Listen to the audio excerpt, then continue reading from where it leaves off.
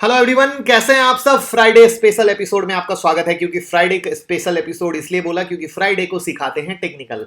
Last सिखाया था EMA, जिस पे बहुत सारे ट्रेड एवरीडे बन रहे हैं और आप लोगों का प्यार भी बहुत मिल रहा है, इसके लिए दिल से शुक्रिया। और आज मेरे पास एक बड़ी प्यारी सी डिमांड आई कल रात में कमेंट बॉक्स में। एक्चुअली मैं कुछ और सिखाने वाला था, लेकिन मुझे लगा ये बात सही, बोला सर चार्ट कैसे रीड होता है, थोड़ा बेसिक उसको भी कवर करें तो बहुत अच्छा रहेगा। तो आज के बारे में हम बात करने वाले हैं कि जो टेक्निकल चार्ट आप खोलते हैं उसको कैसे आप रीड करते हैं, कैसे देखते हैं। तो बेसिक से चलते हैं, जिसमें बेसिक से हम चीजों को समझेंगे तो ज्यादा अच्छा रहेगा।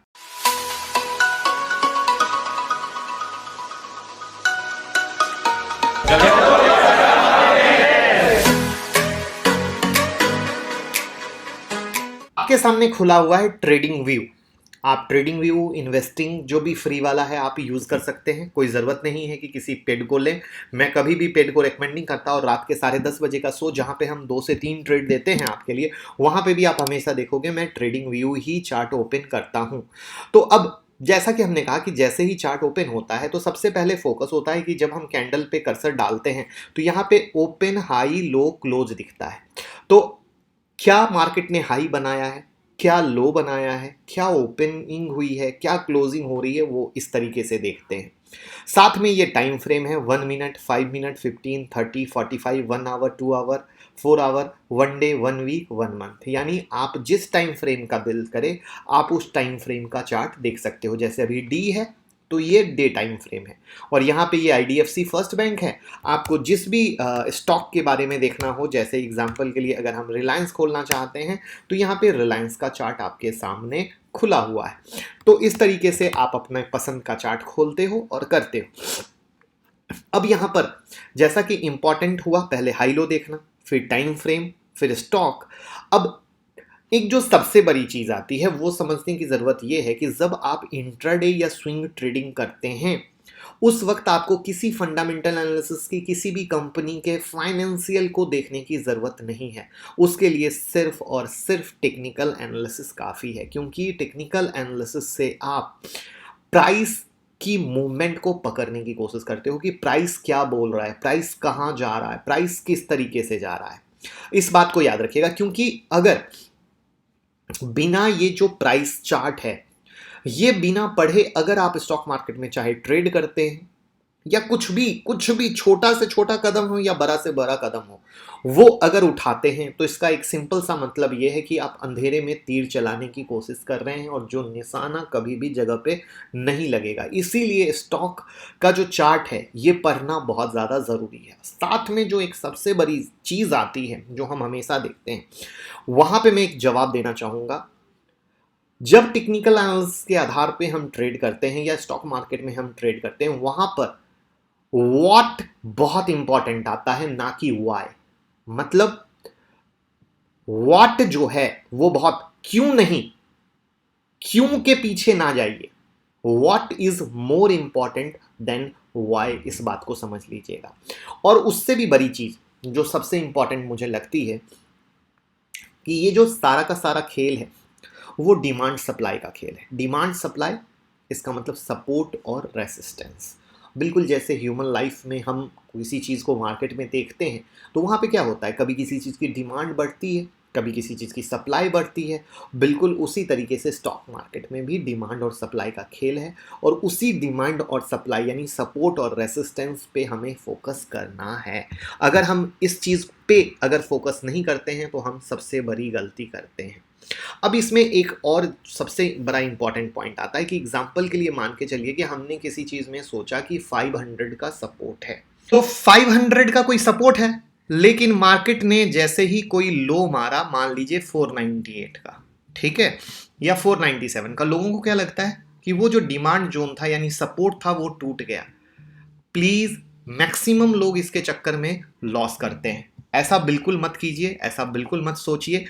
कभी भी डिमांड जोन या सप्लाई जोन एक एरिया होता है जहां पे 2-4 रुपए की कोई वैल्यू नहीं होती है। ये सबसे ज्यादा समझने की आपको जरूरत है। ये सबसे याद रखिएगा। साथ में अगर आपको रियल पैसा बनाना है तो प्राइस एक्शन को समझिए, प्राइस की मूवमेंट को समझिए, ना कि इंडिकेटर को। इंडिकेटर के पीछे हमेशा जब तेजी हो जाएगी तब आप बाय करेंगे, मंदी हो जाएगी तब सेल। इस बात को ऐसे समझिए कि रात के 10:30 बजे के शो में हम जो भी आपको सपोर्ट या रेसिस्टेंस जोन देते हैं वो सब एडवांस में देते हैं। चाहे मार्केट घटे बढ़े फर्क नहीं पड़ता है, मार्केट उस लेवल पे रिएक्ट करता है। अगर हम इंडिकेटर के बेस पे आपको वो लेवल दे रहे होते तो वो लेवल कभी काम नहीं करती, क्योंकि जब तक इंडिकेटर का उसमें पार्ट रोल अदा नहीं होता तब तक ट्रेडिंग मिलती नहीं। लेकिन चूंकि हम उसमें डिमांड सप्लाई और प्राइस एक्शन को मैच करते हैं तभी वो पैसा देता है और एडवांस में बनता है। अब जब चार्ट खुलता है तो इसको एक हमेशा हिस्ट्री को भी देखने की कोशिश किया कीजिए। जो सबसे बड़ी गलती होती है, लोग ऐसे चार्ट देखते हैं कि ये इसको बड़ा करके ये 4 कैंडल 8 कैंडल देखी, वो कभी भी चार्ट के रिदम को नहीं समझ सकते। रिदम यानी म्यूजिक, म्यूजिक संगीत, संगीत के सुर ताल लय को समझना पड़ता है।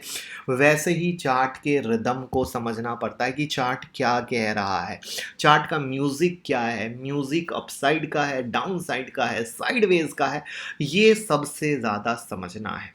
अब एग्जाम्पल के लिए जैसे यहाँ पे देखिए ये मार्केट लगातार गिरा है, यहाँ से मार्केट में एक तेजी बनी है, तो इस चीज़ को समझिए कि मार्केट कब किस तरीके से चल रहा है और मार्केट जिस टोन में चल रहा है चलिए।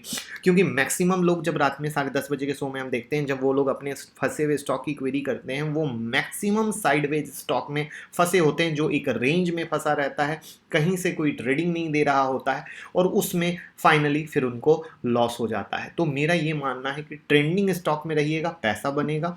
और अगर बाय द वे एक दिन पैसा नहीं बनता है तो दूसरे दिन भी बनेगा। जैसे अगर आप गौर करो, सेल न्यूज बनी, न्यूज के साथ ब्रेकआउट हुआ 2 बार, एक बार इसके ऊपर एक बार इसके ऊपर, लगातार हम आपको दे रहे हैं और लगातार पैसा बन रहा है। तो याद रखिए कि यहाँ पर हमें प्राइस के साथ वॉल्यूम को समझना है, चार्ट के रिदम को पकड़ना है। वहाँ पे जो स्टॉक वो पकड़िए जिसमें वॉल्यूम होता है। अब यहाँ पे एक चीज़ थोड़ी सी फ्रेशर के लिए मुश्किल होगी। फ्रेशर कहेंगे कि कौन सा स्टॉक सेलेक्ट करें, मैं आपको उनके लिए सबसे आसान तरीका बताता हूँ। ऐसे स्टॉक काफ़ी सारे अच्छे हैं, बट निफ्टी 50 में जो स्टॉक हैं आप आंख बंद करके एज अ फ्रेशर उसके स्टॉक में काम कर सकते हैं, क्योंकि उसमें मूवमेंट होती है, चाल होती है, वोलेटिलिटी होती है। तो एज अ फ्रेशर आपको कभी दिक्कत नहीं आएगी और आपको हमेशा बेहतरीन मौका मिलेगा एज अ फ्रेशर। आप अगर एक्सपर्ट हैं तो दूसरे स्टॉक भी हो सकते हैं, बट यहाँ पे मुझे लगता है कि ये ज़्यादा ज़रूरी है। अब आते हैं सबसे बोनंजा बात पे। बोनंजा, जब आप ट्रेड करते हैं, ट्रेड करते समय हमेशा निफ्टी की मूवमेंट को समझने की कोशिश कीजिए। अगर आप निफ्टी की मूवमेंट को नहीं समझेंगे तो इंट्राडे में आपके स्टॉप लॉस हिट करेंगे। कैसे? एग्जाम्पल लेते हैं। एग्जाम्पल समझिए कि जैसे मैं निफ्टी का ही चार्ट ओपन कर देता हूं और यहीं से समझाने की कोशिश करता हूं। अब जैसे देखिए ये कल क्या हुआ, मार्केट ऊपर गया, ठीक है, उसके बाद गिरा था जिसमें 15,044 का हाई मारा, फिर गिरा, करेक्ट है। अब अगर आप समझिए कि ये जब ऊपर से गिरा और आपका कोई स्टॉक आप बाइंग में बैठे हैं, मैं इंट्राडे पे अगेन रिपीट कर रहा हूँ इंट्राडे की बात को, तो जब मार्केट यहाँ से धन धन गिरेगा तो आपका स्टॉक भी गिरेगा। लेकिन अगर आपको निफ्टी की चाल पकड़ में है, अगर आप निफ्टी से आपकी दोस्ती है, तो आप वहां पर स्टॉक की बाइंग में नहीं फंसेंगे और 90% टाइम आप बच जाएंगे। याद रखिए, मैं ओपन चैलेंज के साथ बोल रहा हूं कि अगर इंट्राडे में आप ट्रेड करते हैं और इंट्राडे में निफ्टी में गिरावट हुई तो आपके स्टॉक का स्टॉप लॉस 90% टाइम हिट होता है। कमेंट बॉक्स में बताएं हाँ या ना। वैसे ही अगर इंट्राडे में निफ्टी में तेजी हो रही है और आप किसी स्टॉक के सेल में बैठे हुए हैं तो वहां पर आपके निफ्टी के स्टॉक में स्टॉप लॉस हिट हो सकता है। यहाँ पे इस चीज़ को समझने की ज़रूरत है। मैं इंट्राडे बार बार इसलिए बोल रहा हूँ क्योंकि मोस्टली लोग 3 रुपये 4 रुपये 5 रुपये के टारगेट पे ट्रेड करते हैं। वहाँ पे क्या होता है कि स्टॉक में 3 रुपये 4 रुपये 5 रुपये की हलचल सिर्फ निफ्टी की थोड़े ऊपर नीचे के लिए काफ़ी होती है और वहीं पर आपका स्टॉप लॉस हिट हो जाता है। प्लीज़ अपना फीडबैक ज़रूर कमेंट बॉक्स में बताइएगा कि यस ऐसा होता है या नहीं। और वहीं पर अगर आप निफ्टी के साथ मैच करके कीजिएगा, आपके स्टॉप लॉस के चांसेस बहुत घट जाएंगे। यानी समरी है, जब चार्ट को देखते हैं, चार्ट की मूवमेंट को देखिए, रिदम को देखिए, चार्ट में उस स्टॉक को सिलेक्ट कीजिए जिसमें वॉल्यूम हो, वोलेटिलिटी हो, जिसमें चाल हो, उस चाल को पकड़िए और उस जो चार्ट का रिदम है तो वो अपसाइड का है, डाउन साइड का है, साइडवेज का है, इसको पकड़िए, उस पर ट्रेड कीजिए। फिर जब स्टॉक में ट्रेड कर रहे हैं तो स्टॉक में ट्रेड करते समय कभी भी निफ्टी के चाल को समझिए। इन सब चीज़ों के मद्देनज़र रखते हुए आप किसी भी स्टॉक का जब चार्ट खोलते हैं तो आप उसको बेसिक बेसिक समझ सकते हैं। बाकी उसके लिए और भी डिटेल मैंने पूरी प्लेलिस्ट बना रखी है, उस प्लेलिस्ट की लिंक डिस्क्रिप्शन में रहती है, आप उसको यूज़ कर सकते हैं। बहुत सारी वीडियो बनाई है, चाहे ईगल हो, रोबो हो, डिमांड सप्लाई हो, प्राइस एक्शन हो, 5 मिनट की स्ट्रेटजी हो, ईएमए हो, तो आपको सब फ़ायदा देगा। देखते रहिए, पैसे कमाते रहिए और दुआ में याद रखिए। वीडियो कैसी लगी ज़रूर बताइएगा। Thank you so much.